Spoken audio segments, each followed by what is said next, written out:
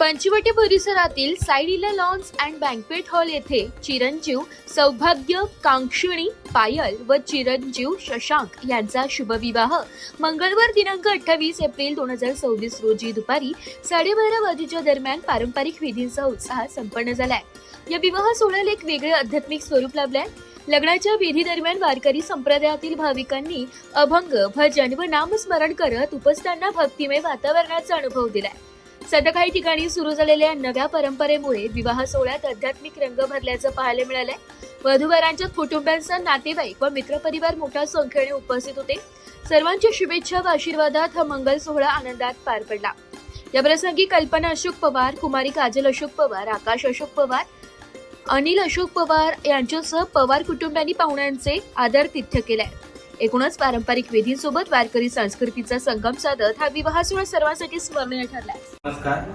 आज झोंबाड व पवार कुटुंबियांचा विवाह निमित्त आम्ही पारंपरिक पद्धतीने पार केलेल्या सांप्रदायिक पद्धतीने वेलकम केलं वधू आणि वराचं। तर साईलीला लॉन्स इथे हा विवाह संपन्न झाला।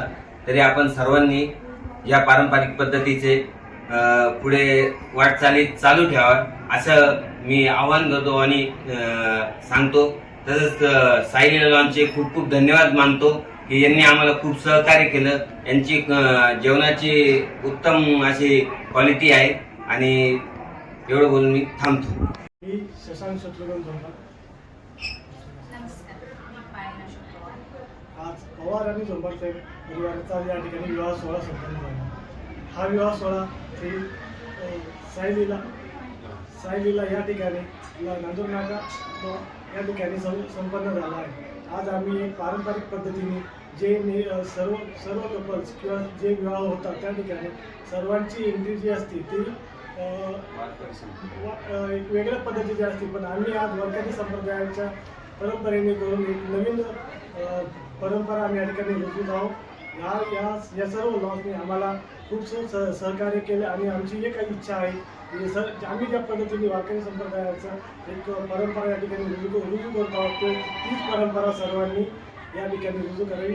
धन्यवाद। नमस्कार, मी दिलीप निमसे, साईडीला banquet hall, Chhatrapati Sambhajinagar highway, Nandur नाका इथे आज माझ्या लॉन्सला एक झोंबाड आणि पवार परिवारातर्फे एक विवाह सोहळा संपन्न झाला।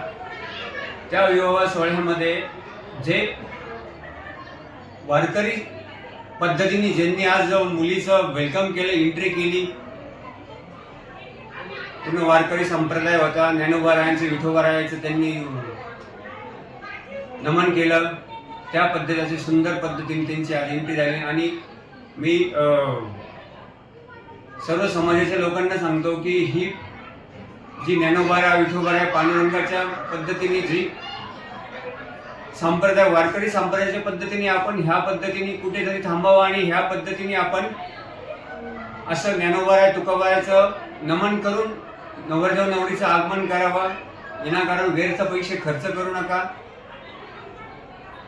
जेणेकरून जे पुढं ज्या नवदाम्पत्यांचं जे आयुष्य घडणार आहे त्यांना ज्ञानोबाई तुकाराबाईंचे त्यांना संस्कार मिळतील, त्या पद्धतीने त्यांचं आयुष्य खूप सुंदर जगतील। धन्यवाद पुनश्च एकदा झोंबाड आणि परिवारातर्फे। ब्युरो रिपोर्ट, नाशिक लोकशाही न्यूज, नाशिक।